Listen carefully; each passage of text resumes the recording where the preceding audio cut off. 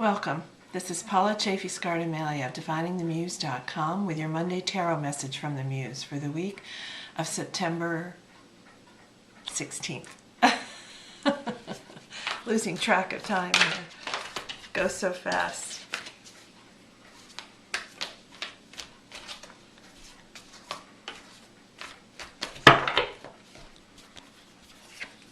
Okay, for the week of September 16th, we have as the theme card the Strength from the Major Arcana. You can see the woman here. She looks a bit like an Amazon with her, her outfit and her tattoos, the leafing on her body. She sits with these great cats. She's got the lion, the tiger, and the leopard sitting here. Notice how she doesn't need whips or chains or bars or anything else to be in relationship with these cats. All she needs is her touch. You can see the light on each of the foreheads of the three great cats, the touch of her own strength, her inner fortitude. This is not a muscular strength, but an inner fortitude, an inner strength that comes from her sense of confidence and her courage of heart. So you look this week for that place. Be aware of where you need to tap into that, and that sometimes others who may be a little wild or threatening in your environment only need a sense of touch, a sense of confidence and inner strength from you around your creative work. Your focus for the week is the Four of Wands. Wands is the element of fire in the realm of spirit, creativity, career, and work. 4 is a number of stability. And, 4 legs of a chair or a table makes that chair or table very solid, very secure. You can see that inside the Four of Wands, everything is very green, very lush, very promising. Outside, not so much. So your focus this week is on what is the commitment. I often call this the commitment card. It's almost like the 4 pillars of a wedding canopy or something. So in this rainbow, the promise, the promise that's being made.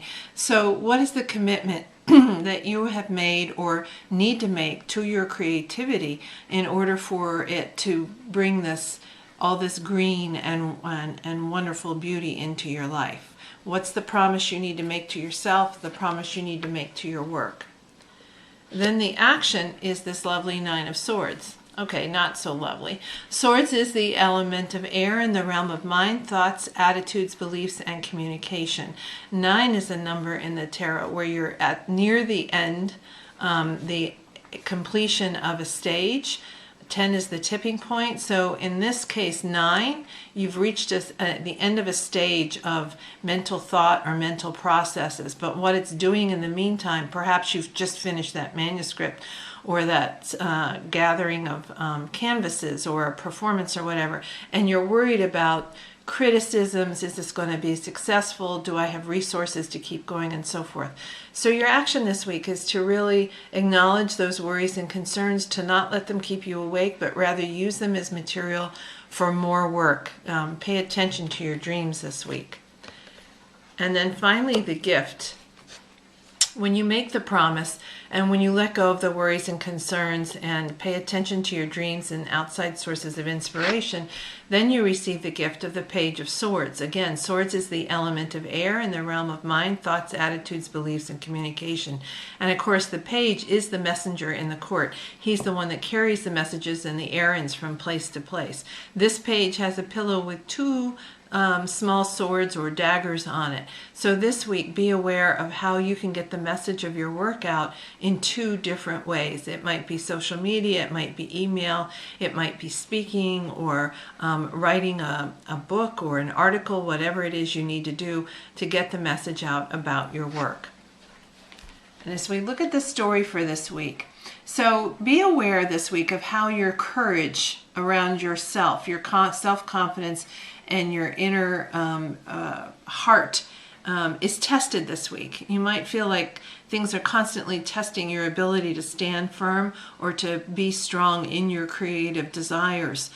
So really, have that strength of heart, that courage to just touch those wild places and let them feel your sense of confidence. When you have that sense of confidence, then you can focus on what is the promise I need to make to my work for myself and for my work, to create the beauty in the world that I want to do. Then recognize that that means coming to an end of processing and over-processing thoughts and fears and beliefs of others and myself, and letting that go so that I'm aware and awake to the new dreams and new inspirations. And then finally receive the gift of 2 ways to communicate about my work out in the world. And this is Paula Chafee Scardamelia of DiviningTheMuse.com, wishing you divine musings.